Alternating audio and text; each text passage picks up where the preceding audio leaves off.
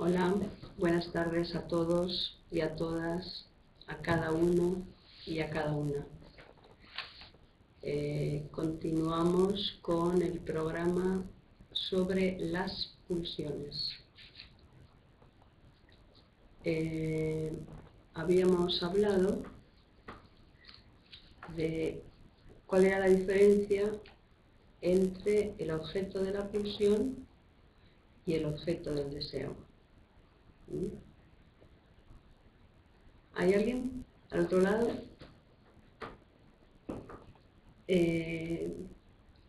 ¿Cuál es la diferencia? En tanto, hablamos de un objeto que denominamos objeto A. Hola, Paula. Buenas tardes. Y que hablábamos de objeto A, que hemos visto como plus goce, y hablábamos de objeto A como causa de deseo. Pero en el sentido de qué tiene que ver, si es antes objeto de la pulsión y eso es lo que se desea, o es antes objeto del deseo y eso es lo que la pulsión actúa, ¿no? O pone en acto. Y tenemos que pensarlo como no hay nada antes del significante, no hay nada antes del lenguaje. O sea, tanto el lenguaje va a constituir tanto el deseo como la pulsión como el objeto A. Pero evidentemente el deseo es el que va a determinar.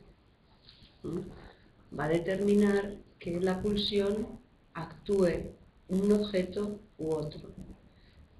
Que uno a veces cree desear objetos, pero en realidad es eso, cree desearlos, no los desea, ¿no? En realidad suele ser lo que no quiere lo que se suele desear, ¿no? Lo que realmente se desea. Y también hay deseos vacíos, que no los actúa la pulsión. O sea que pulsión o deseo y goce, o deseo y pulsión, los van a poner en conexión, los va a poner en conexión el complejo de castración, ¿no? Es cuando el sujeto llega a la posición de menos phi, o sea, del complejo de castración materno, o se le quita esa atribución, esa omnipotencia, que va a aparecer el deseo y el goce como diferentes, pero en relación, porque también va a surgir el objeto A. El objeto A, en tanto, función de objeto A, ¿no? Porque ya vimos que había objeto a nivel de la pulsión oral, a nivel de la pulsión anal, ¿no? Objeto A, pero ¿no? Su pleno funcionamiento, podríamos decir que ocurre en el momento de que se inaugura el sujeto en el complejo de castración, cuando se hace sujeto de las leyes del lenguaje. Entonces, decíamos que había deseos, por ejemplo, que podemos denominar deseos vacíos. ¿Por qué? Porque son deseos situacionales, coyunturales, ¿no? Todo lo que está prohibido para mí, solo por el hecho de estar prohibido, yo lo deseo, ¿no? Solo por alejarse de mí algo, yo lo deseo, ¿no? Solo por perderlo, yo lo deseo, ¿no? Son deseos situacionales, o sea, que duran lo que dura la situación. No son los deseos, no hay objeto, que generalmente se desea algo con lo cual uno se identifica y ese objeto es el que causa nuestro deseo. O sea, hay como un circuito y donde la pulsión trabaja presta su energía, pone la energía del deseo, ¿no? Como que la pulsión es la energía del deseo.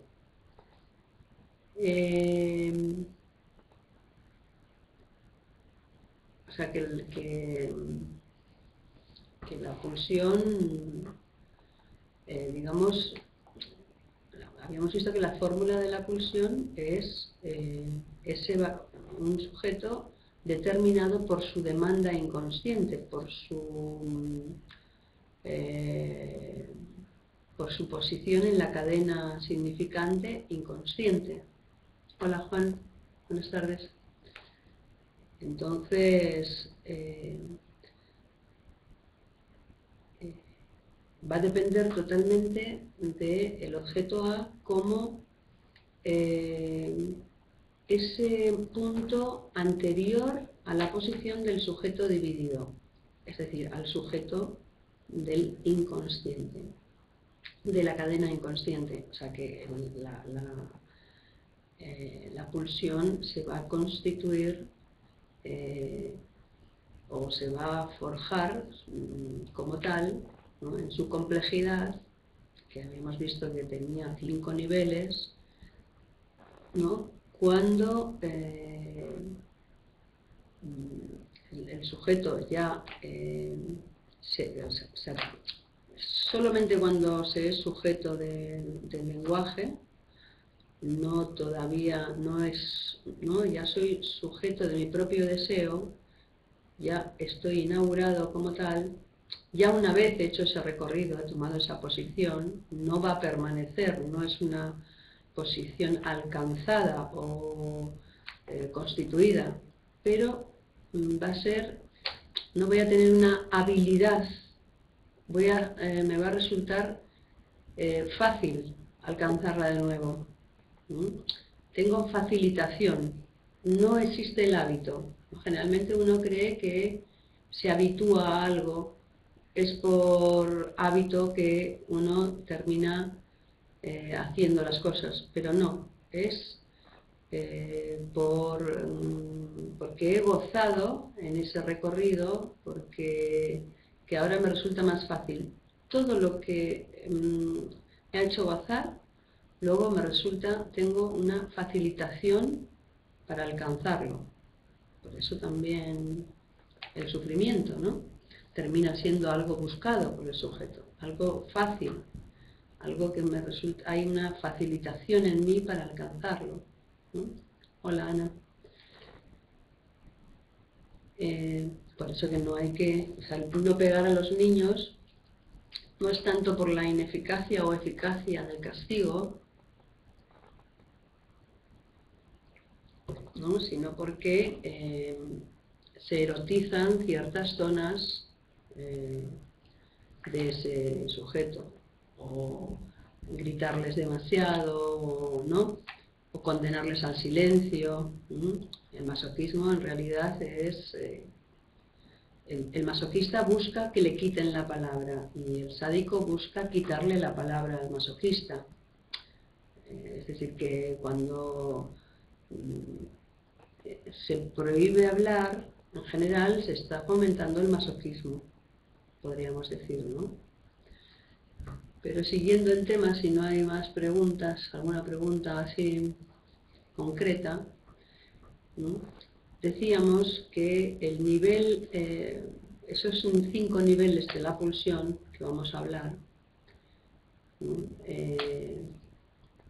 Que es el nivel oral, el nivel anal, el nivel de la castración o fálico, el nivel escópico o escoptofílico, porque el exhibicionismo le permite a Freud estudiarlo, el exhibicionismo y el voyerismo, y el nivel invocante o sadomasoquista, porque el sadomasoquismo le permite trabajar la pulsión invocante. ¿Por qué? Porque está en juego la voz, habíamos visto, ¿no?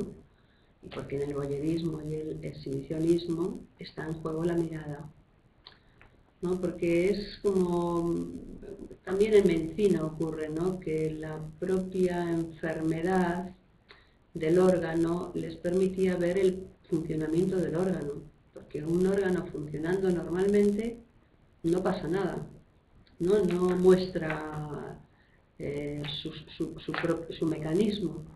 En cambio, ¿no?, el proceso patológico muestra el mecanismo. Es como cuando se descubre en la histeria el mecanismo psíquico, ¿no? Es en su manera atípica de funcionar que se ve que es un atipismo que cumple una ley, ¿no? Y la ley es la ley del sujeto, de los mecanismos psíquicos, no de los mecanismos histéricos, ¿no?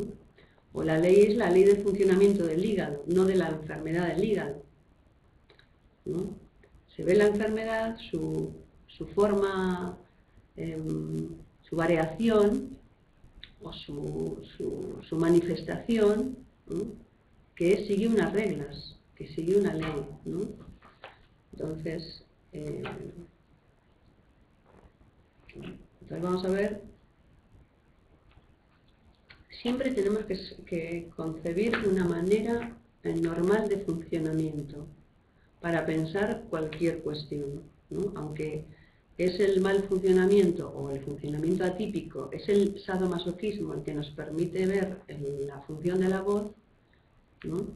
Pero luego lo que nos da la información que nos da lo aparentemente patológico o diferente, ¿no?, de eso nos tenemos que quedar con el mecanismo, con la forma normal, ¿no? Entonces, saber cómo se constituye un sujeto, ¿no?, saber la constitución normal del sujeto, saber el complejo de Edipo normal, nos permite ver qué pasa en las variaciones, ¿no? Nos permite pensar si hay o no ausencia de padre porque el padre real esté presente o no, ¿no? Nos permite pensar que es la falta del significante simbólico, ¿no?, la falta simbólica del significante padre el que le enferma al sujeto, no la falta de la presencia real del padre, ¿no? ¿Pero por qué? Porque sabemos las leyes, ¿no? Sabemos que, ¿no?, cuando hablamos del caso Juanito, que Freud decía, es que tiene dos madres, no tiene papá y mamá, tiene dos mamás, ¿no?, su mamá y la mamá de su papá, ¿no? Entonces, ¿por qué? ¿Por qué podemos decir que tiene dos mamás? Porque hay lugares que es el lugar de la mamá y el lugar del papá. Entonces, saber que ese lugar del papá está ocupado ¿no?, por algo que no es típico, solo nos lo permite saber porque conocemos las leyes generales, ¿no? Si uno sabe que el numerador, el denominador y el signo por y la raya ¿no?, y el resultado tienen sus lugares, si yo pongo una manzana en el numerador, ¿no?, y luego un número en el denominador, pues digo, ¿no?, aquí hay un error o no, no sé, depende, ¿no? Aquí están multiplicando 5 por una manzana, ¿no? En el numerador hay una manzana, qué curioso, ¿no? Pero no digo, ¿no?, no lo anulo, sino que lo sé interpretar, ¿no? Hola, Elena. Buenas tardes. Buenas tardes, tardes. Lo importante es llegar. Además, con esto de que se puede llegar incluso cuando fuera del tiempo directo, está muy bien, ¿no?, se pueda ver por diferido. Entonces, ¿no?, estábamos en que teníamos que conocer los 5 niveles de la pulsión, ¿no?, en su funcionamiento normal, para ver las variaciones en cada caso, en cada sujeto, sin que esas variaciones sean anormalidades o, ¿no? Digo, no hay que llamarlas enfermedades o anormalidades, sino que son formas, ¿no?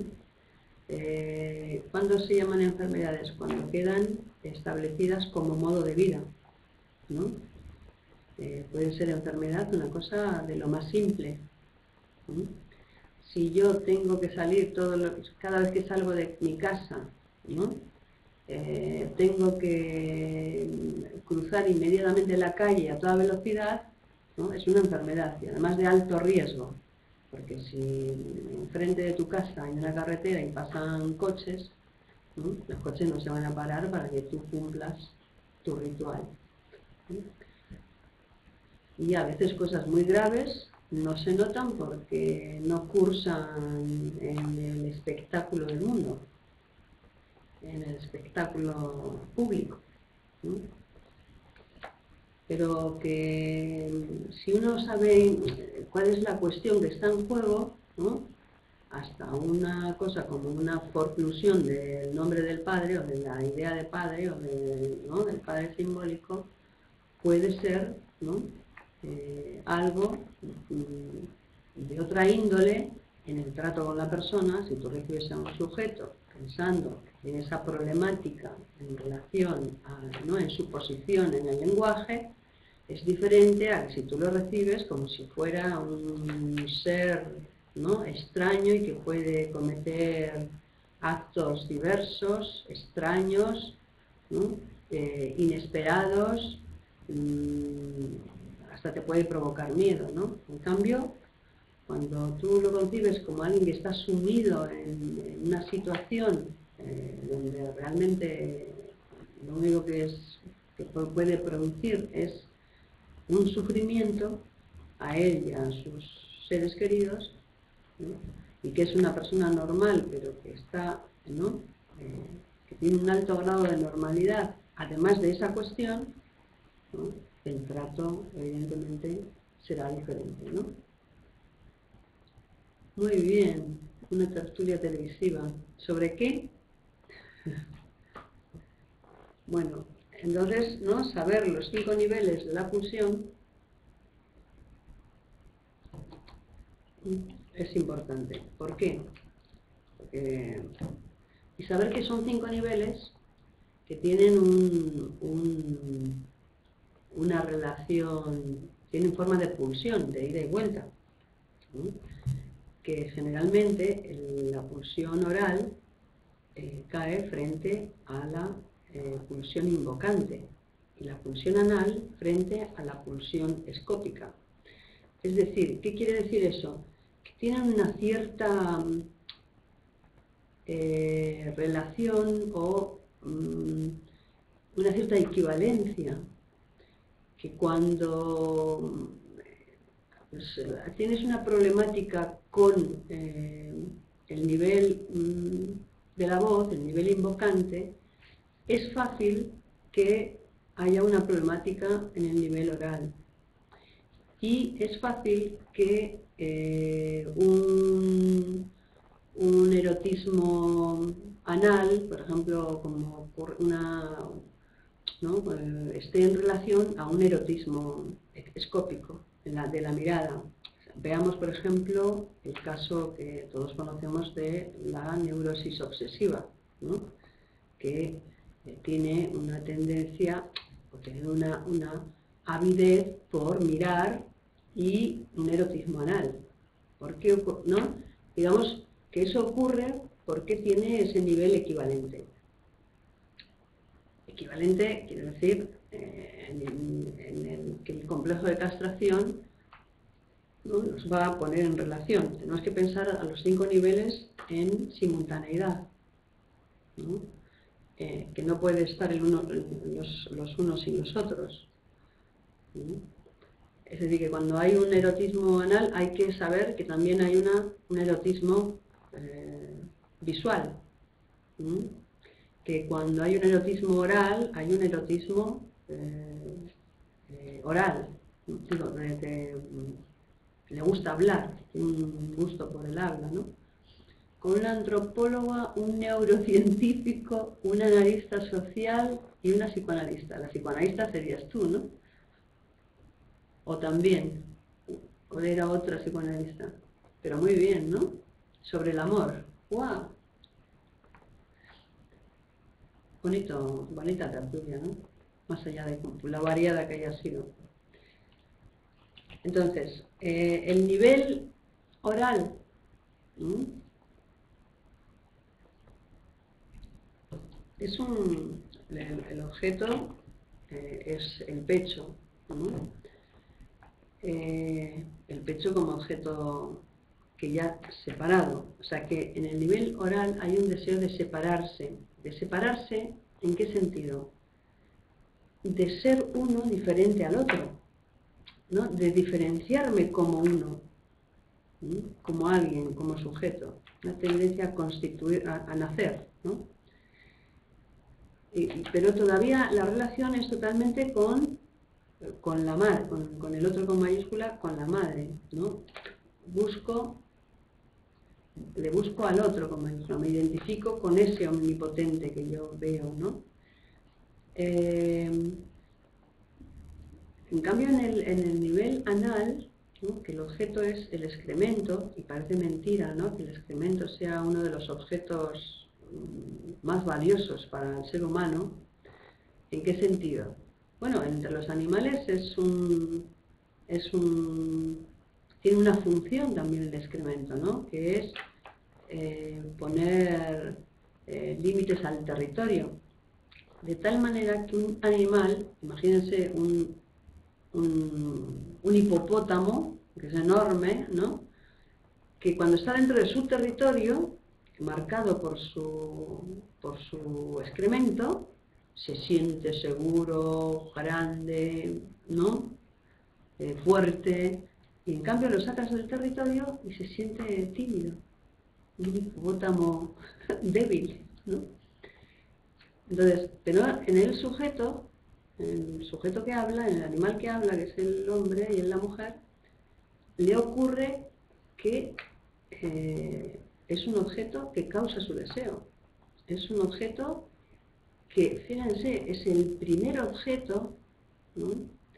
Diferente a mí, separable de mí. Todos los objetos A son separables.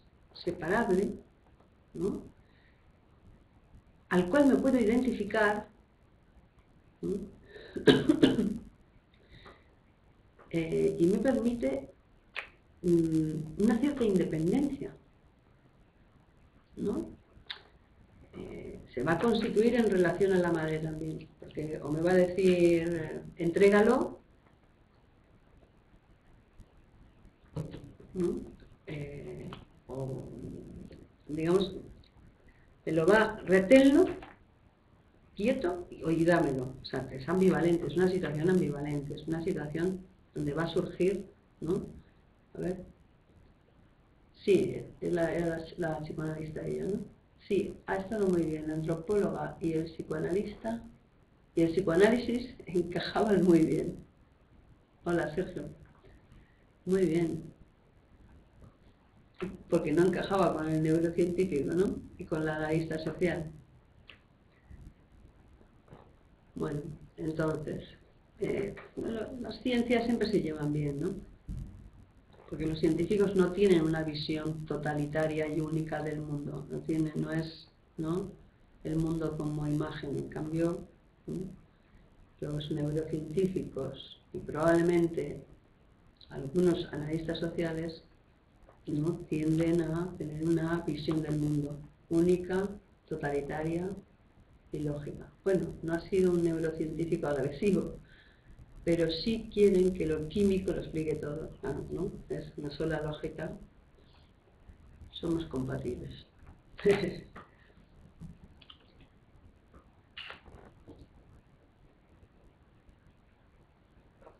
Se puede conversar siempre. Cuando no quieres rebatirle al otro porque es entregarte, ¿no?, y vas y hablas de tu tema, está siempre uno salvado, ¿no? Entonces, los 5 niveles, ¿no?, de la pulsión, ¿no?, que hemos visto en el nivel del complejo de castración, es el nivel en el cual se fundan deseo y goce, o deseo y pulsión, ¿no?, y conectados, ¿no?, por la angustia y por el menos pi, menos palo, castración materna, ¿no? La angustia, dice Freud, es un afecto que no engaña. Es el único afecto que no engaña. Es decir, todos los otros sentimientos son formas encubridoras de la angustia, ¿no? O efectos secundarios de un pensamiento, ¿no? Si yo pienso que, o si yo utilizo el hecho de que me he separado de alguien y puedo permitirme decir a mi jefe de trabajo, en mi oficina, que estoy triste, o a mis amigos, ¿no? Eso ya es otra cosa, ¿no? No es que tenga ese sentimiento. Lo que pasa, que dice Freud, no hagas como que, ¿no? No hagas semblante de estúpido porque eres un estúpido, no hagas semblante, es un semblante significante. El ser humano solo puede hacer las cosas con el lenguaje. Haga lo que haga, lo hace con el significante. Entonces es muy peligroso hacerte el tonto porque eres tonto. Te haces el inteligente y eres inteligente. Te haces el feo, eres feo. Te haces el bello, eres bello, ¿no? Te haces el enfermo y eres enfermo. Te haces el triste y acabas triste, ¿no? ¿Se acuerdan cuando eran niños que decían me duele la cabeza, no voy al cole? Y luego terminaba doliéndote la cabeza, ¿no? Pues no, no hay que hacer semblante, no hay que arriesgarse, ¿no? A hacerse el llorón porque luego eres un llorón, ¿no? O no hay que arriesgarse a hacerse el no sé qué frase poner, que cada uno ponga la suya, ¿no? Y bueno, seguiré hablando de esos 5 niveles y cómo se juega, ¿no? Cómo se va constituyendo el sujeto. Hemos dicho que el sujeto, la constitución del sujeto es todo un proceso, ¿no?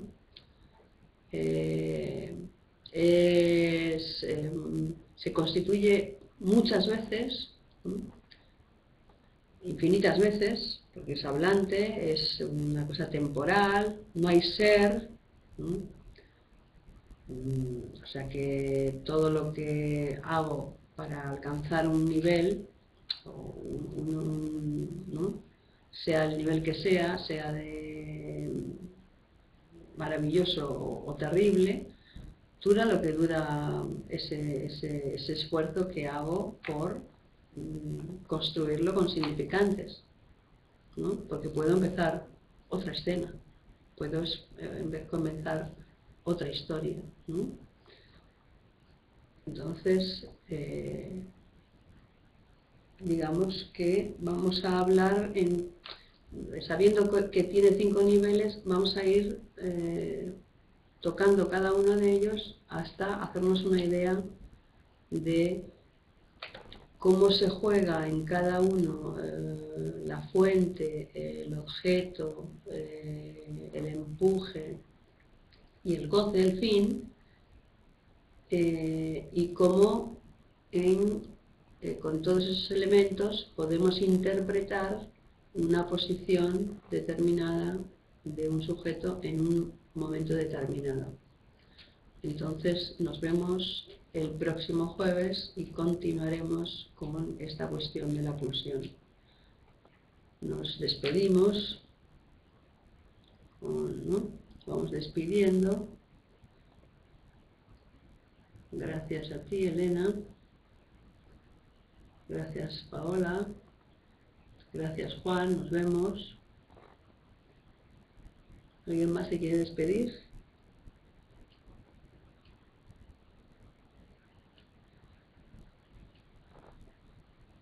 Algo de hecho aquí para abajo. Muy bien. Chao.